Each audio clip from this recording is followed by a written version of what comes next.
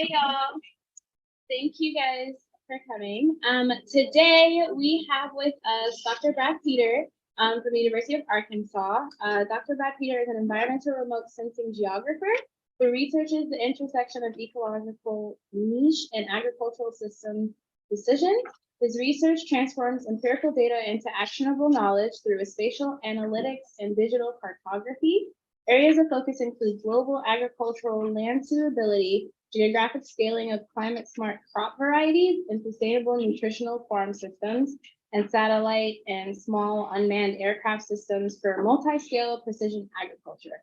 Dr. Peter holds a PhD in geography from Michigan State University and a BA in geography from the University of Texas at Austin. Served as a postdoc researcher for the Department of Geography at the University of Alabama, and is currently an assistant professor in the Department of Geosciences at the University of Arkansas.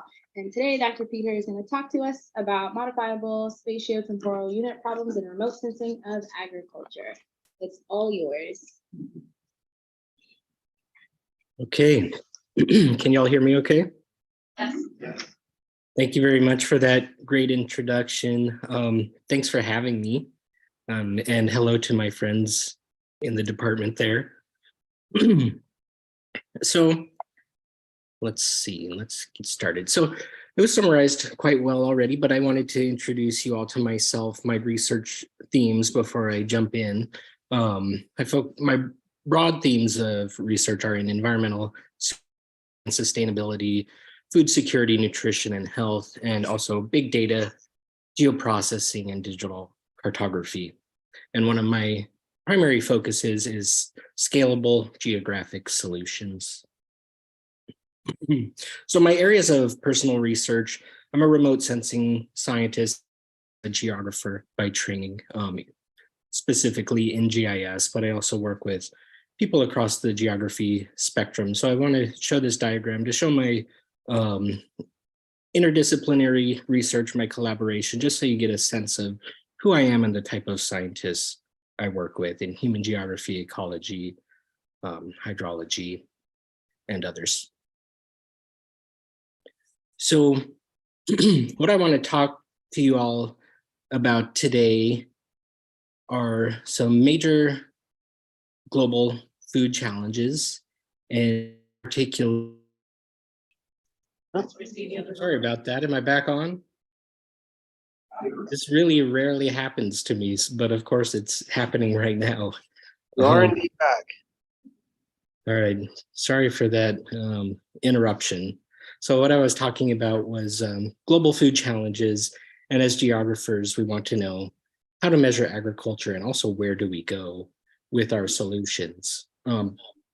We have a lot of geospatial data and analytics to target areas for innovation, implementation that tie together things like climate, agronomy, landscape, society, and geocomputation. And one case I'm going to make today that I want to show you all is that scale matters, and products created at actionable levels will support more effective decision making. So most of what I'm going to show today is an ontological problem in geography that we all have to contend with. One of those problems being the modifiable areal unit problem, which I'm sure a lot of you have heard of. I'll also talk a little bit about the modifiable temporal unit problem, hence the title of the talk, Modifiable Spatiotemporal Unit Problems, because these are compounding issues we have to deal with. And this modifiable areal unit problem, or MOP, is a fundamental problem in geography. The way I define this is the observation that aggregated statistics will vary depending on the scale or zones under observation. Not necessarily statistics, but any way we organize space, really. And it is a potential source of bias. Openshaw's definition from 1984 that I like is the areal units or zonal objects used in many geographical studies are arbitrary, modifiable, and subject to the whims and fancies of whoever is doing or did the aggregating. Whims and fancies there, that's us making our decisions, right? So it's important to think about how we organize space. So some of the challenges of MOP are that different results can be generated and different conclusions drawn from the same set of data. A popular example or mainstream example that a lot of us are aware of is gerrymandering. When aggregating climate or land data, we have to ask ourselves questions like what zones should be used? Should we aggregate climate data by counties, zip codes, or agroecological zones? Governmental delineations are often not dictated by these agroecological zones, so why do we use these boundaries to synthesize climate? And often what it comes down to is that what you should do or what you should use often depends on the goal. So to give you a quick visualization of MOP, different types of modified aerial unit problems, scale and zone are the two prominent ones. So you can see on the map on the left, there's the same sampling of points in each of these depictions, but depending on how you organize space is going to change the aggregated visualization of this phenomenon. So each of those grids there, a different way of conceptualizing space gives a different view of the problem. And the diagrams on the right-hand side of this slide are showing the same phenomenon. So same data going in, different representation being produced depending on your decisions as a geographer. So in the context of my research, relating these modifiable aerial unit problems to remote sensing, one way that I often modify areas in raster structure data is by masking out certain land cover types. So this is showing the distribution of rainfall across Sri Lanka. And you can see that these maps look pretty significantly different, I think. So each pixel, the pixel value, but the way the data are being presented is different. And that's because in one map, I didn't do any masking on the left. And on the right-hand map, I elected to do some masking where I say my focus was agriculture. I masked out rainfall over bodies because we're not growing crops on water bodies, at least the type of crops that I focus on. But in doing so, changing that area, I end up with two different representations of rainfall across Sri Lanka.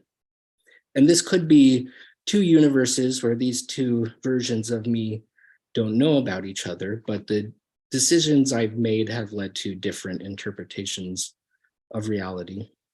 And one reason for this visual difference is because when pixels are masked out, you're fundamentally altering the data distribution.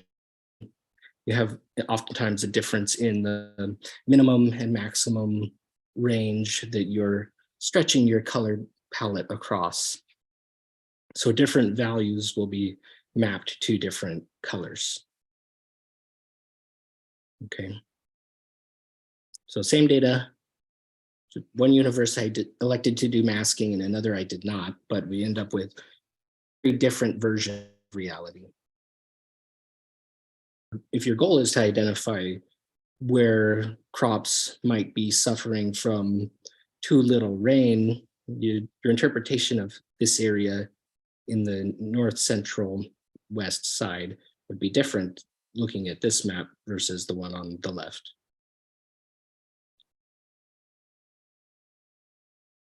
The topic I'd like to introduce here is the ecological fallacy problem.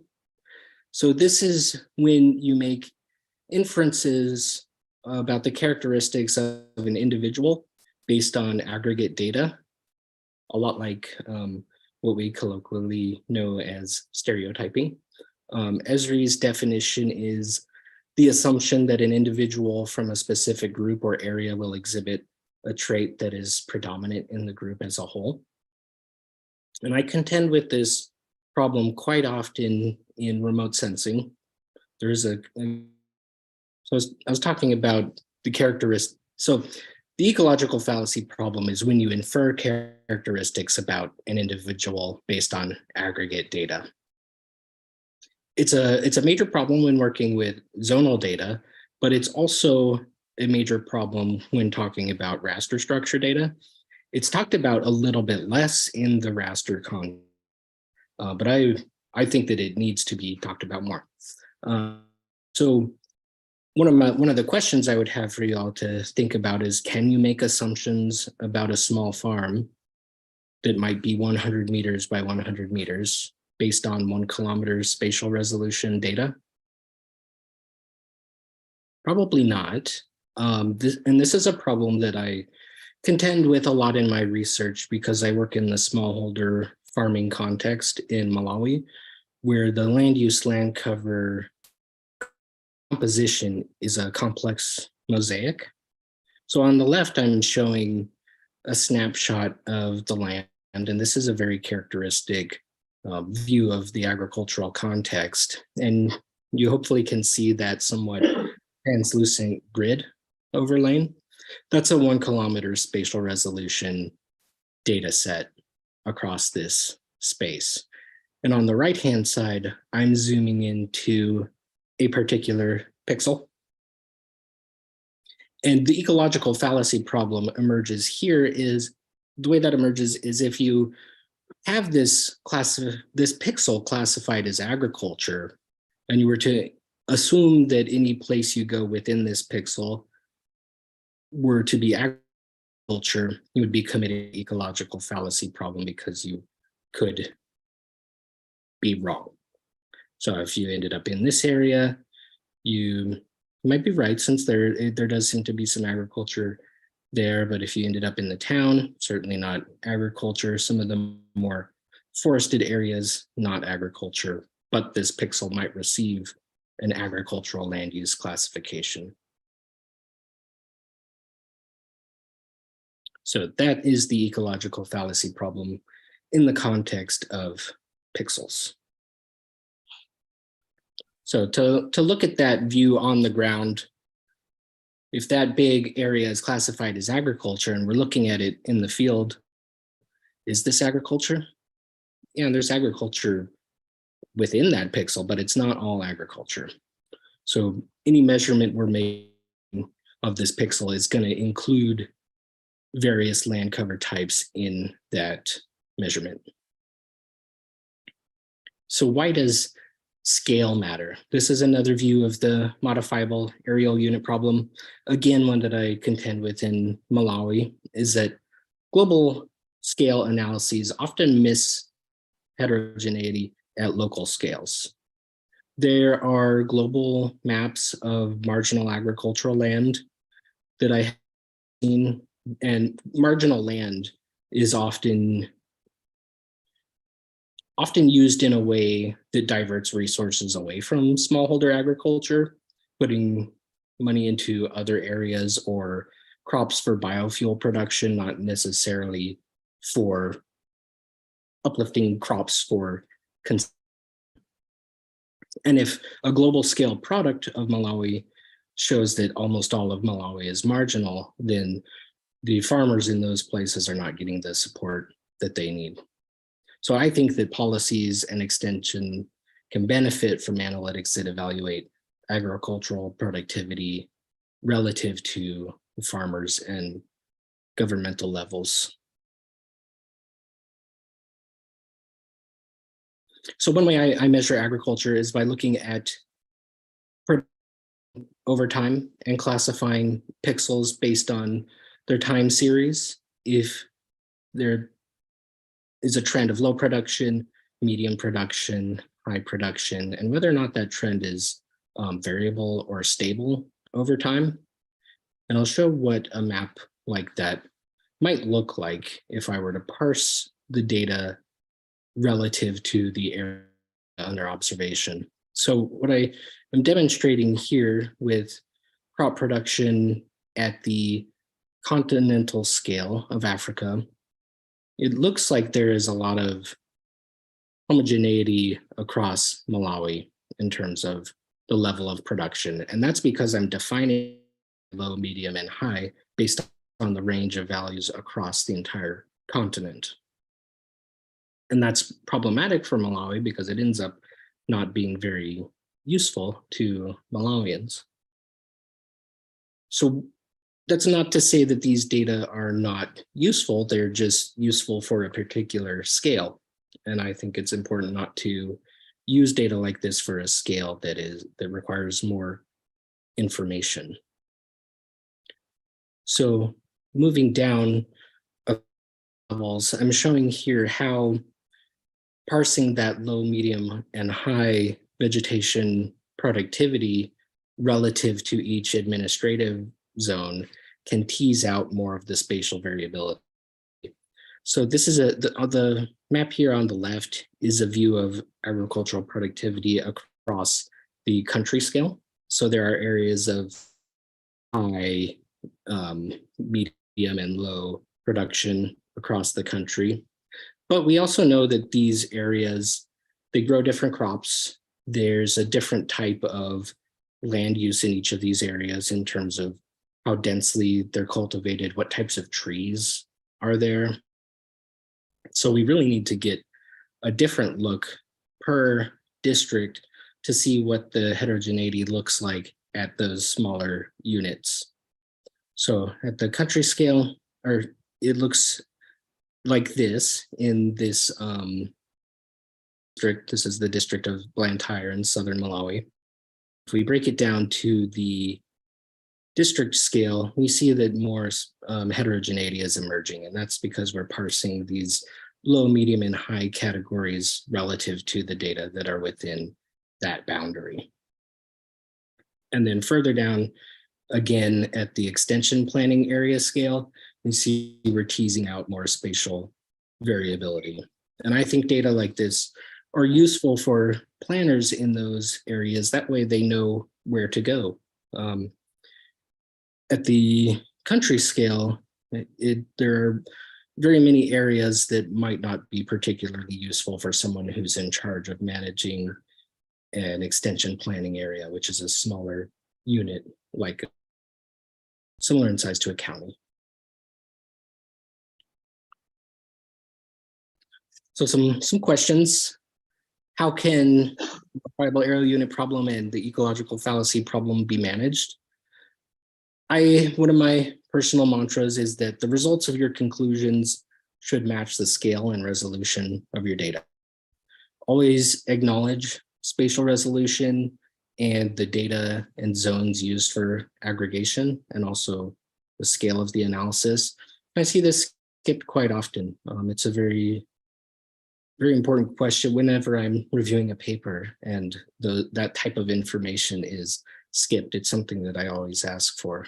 And if applicable, I think that a multi-scale analysis can offer insights across spatial scales. One interesting thing about presenting a multi-scale view is that often when I present a multi-scale view, I get questions like, what is the best scale of analysis? Which scale should you be using? I personally think that all of those representations of reality are useful. But it's also interesting to be asked that question because when you present an analysis at a single scale, you're often not asked about scale at all. And typically your results will just be accepted. So it does open your more critique, but I think still very useful. And I want to say here, sorry, no miracle solutions today for these problems. There are problems that we've been contending with for a long time, and optimization analyses, you can optimize for the best spatial scale, the best spatial resolution, but we usually have limitations that don't make that possible. So another problem, the modifiable temporal unit problem. Talked about a little bit less, but I think very important for the time series remote sensing context. And this is the observation that aggregated statistics will depending on the temporal scale or temporal range under observation. And these problems are analogous to the spatial extent can be viewed as the temporal range.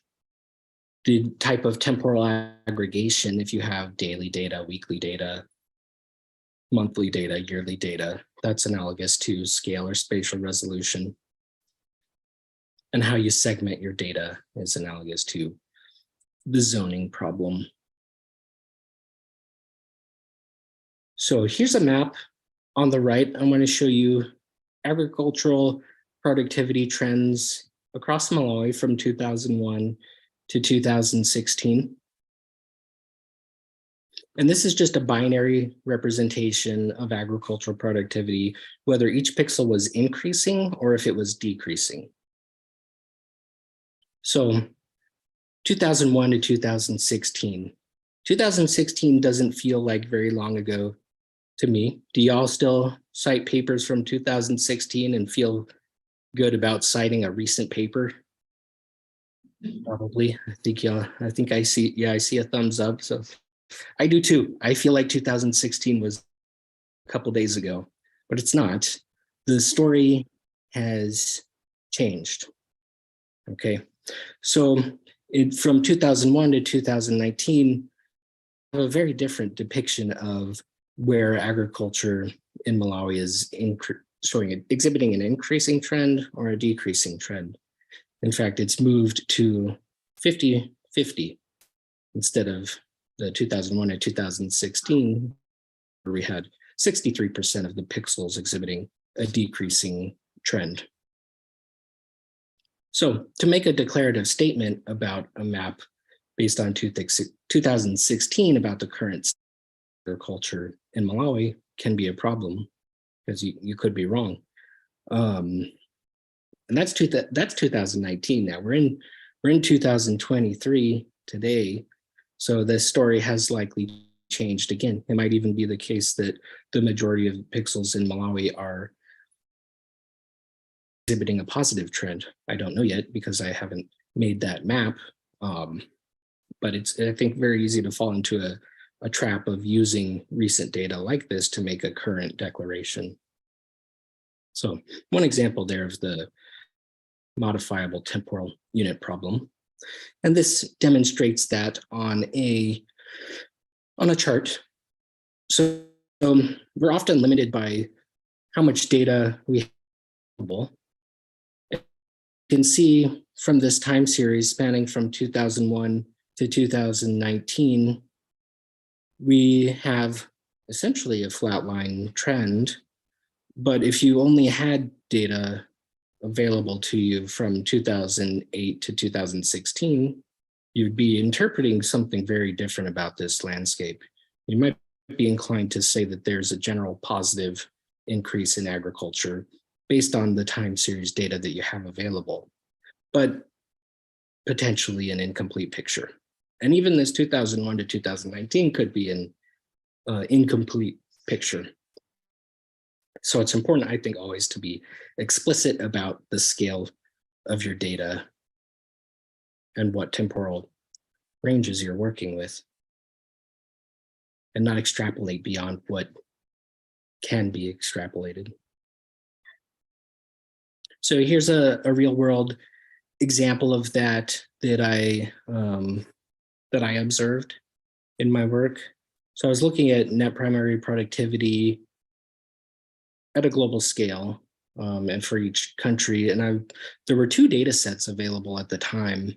There was a version 6 and also a version 55 or 5.5 of this net primary productivity data set. And I noticed that there was a peculiar difference between them. First, the magnitude, the y-axis was very different, but there was also a strange drop in net primary productivity between the year 2000 and 2004. So this ended up being an error, and this data set was since taken down and a new version has been uploaded. But it really made me think about these problems of time. And if this was the only data set available and I was existing in the year 2004, looking at these data from 2000 to 2004, I'd be really alarmed by this sudden drop in agricultural productivity. So something to consider when you're working with new data sets like the ones we have.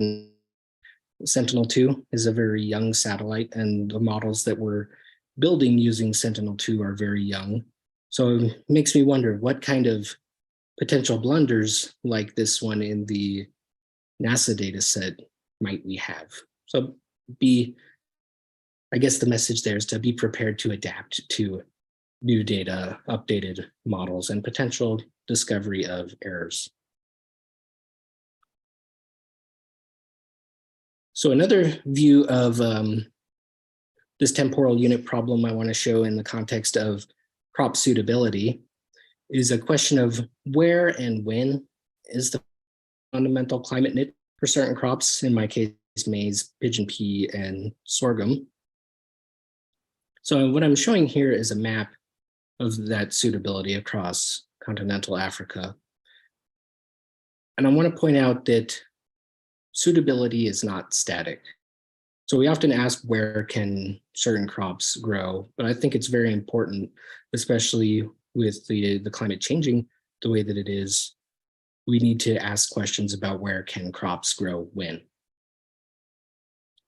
And products like the FAO, Global Agricultural Ecological Zones maps are not produced at regular intervals or frequent time intervals. Also, something that, well, let me ask a question. Does this look like a unimodal or bimodal type of rainfall trend here on this chart in Cambodia?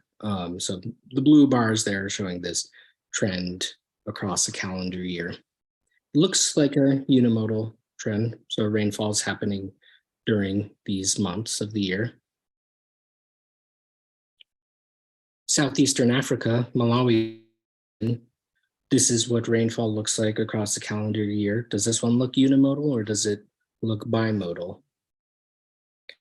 The perception of, but that's just because of the construction of our calendar year. It's actually a unimodal rainfall, but it intersects with the calendar. So the rains that are happening in January through May are part of a rainy season that included rain before those months, not the months into the future. And I often see data aggregated at the annual scale, as I'm sure a lot of you do as well.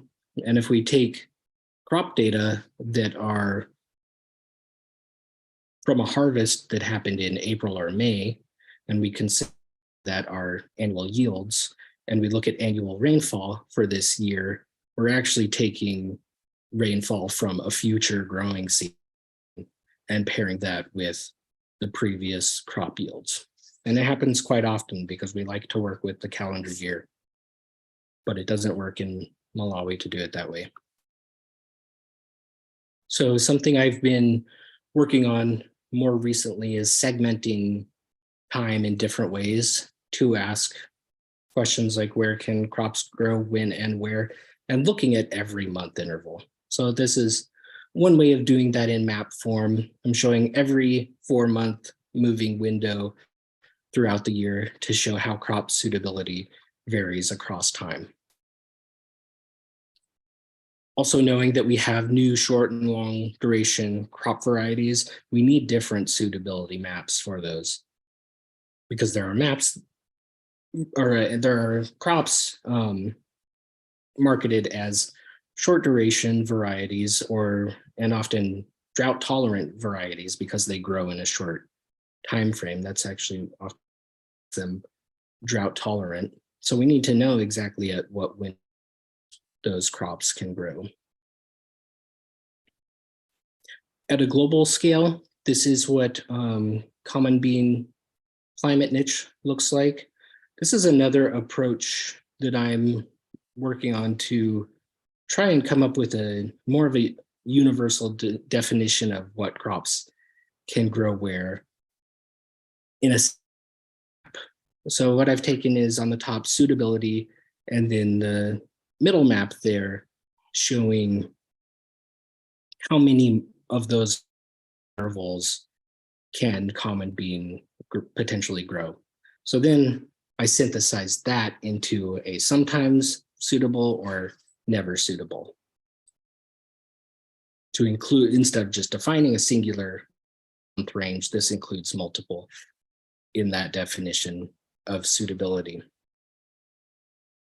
Another point I'd like to bring up here is that when I make maps, they feel outdated very fast. Do my research, go through the publication process, and then the map is produced. And then by the time all of that happens, I feel like the map is old. And that's the case with a lot of maps. They're subject to diminishing relevance over time. But with some modern innovations, a platform that I choose to work with, Google Earth Engine, I'm now able to make maps that are dynamic and continuously updatable. So as data become available, I build these open access platforms that can ingest new data to produce a new map.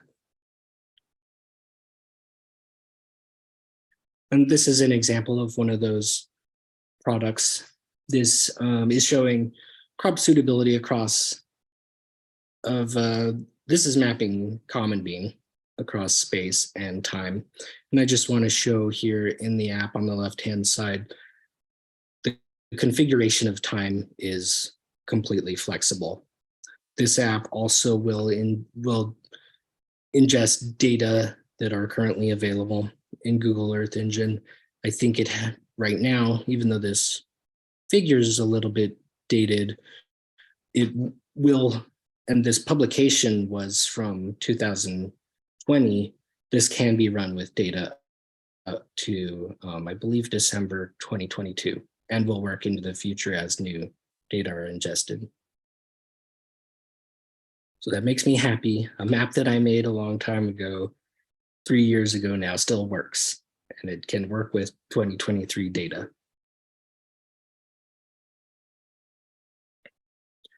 So to expand on these compounding problems of space and time, this map is showing the modifiable aerial unit problem, first of all, in that I've decided to aggregate NDVI, a vegetation index, across both the province and district scale in southern Vietnam. And this is with respect to rice agriculture.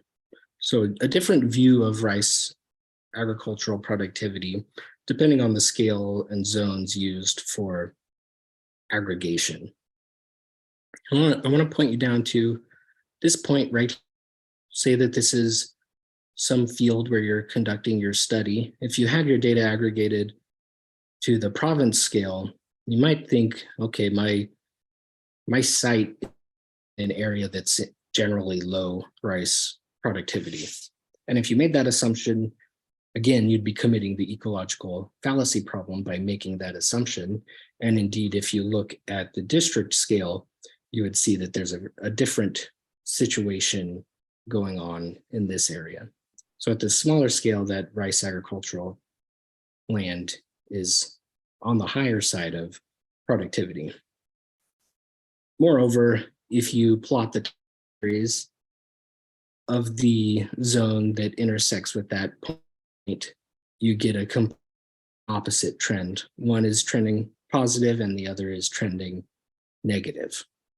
So very different stories that you could tell here depending on how you organize space. Another example here of Vietnam, different ways of conceptualizing space, measuring agricultural productivity. So I've done this to demonstrate how we can produce different results depending on these decisions we make.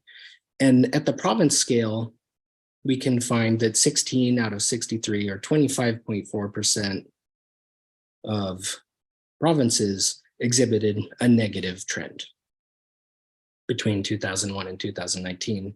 However, if we aggregate data at the district scale, instead, we can find that 45% exhibited a negative trend. So it's quite a different story that we're able to tell there using province data versus district scale data.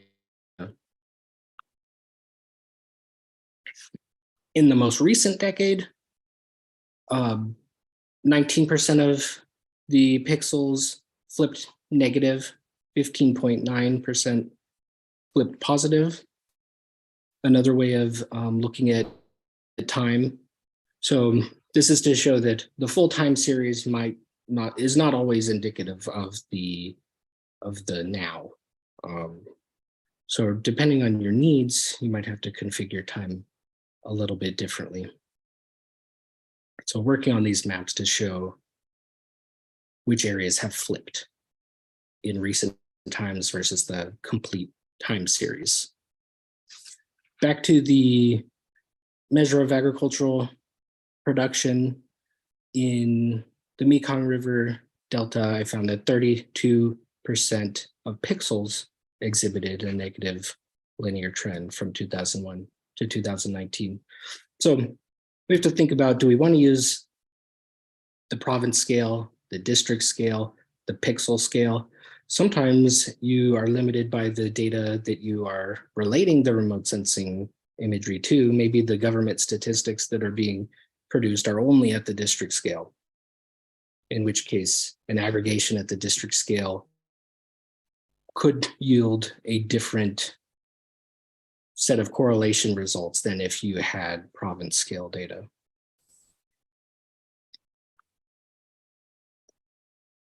So to contend with these problems of time, this is something that's a little bit experimental, and I'd like to work more on this. And maybe if some of you have some ideas how to use this, that would be great. But I took the idea of correlation matrices, transition matrices to develop this time series matrix. And what these matrices on the left show, oh, sorry, well, there's a spoiler. What these matrices on the left show is a matrix version of the chart that's on the right, to quickly see all possible combinations of years, what the trend looks. And what emerges is what looks kind of spatial. We see these temporal clusters emerging in some areas. So this is rice production at the country scale. This is based on government metrics. So to quickly help interpret this, each one of these grid cells, if you map the year on each axis, will show a specific time period. And this matrix includes all possible time periods. So this is new research, something I'm working on now.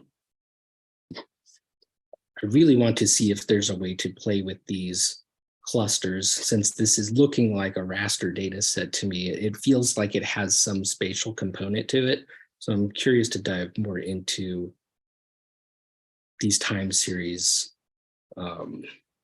trends, these clusters, through a spatial lens of this matrix. I don't know how that's going to work out. I'm thinking about this. So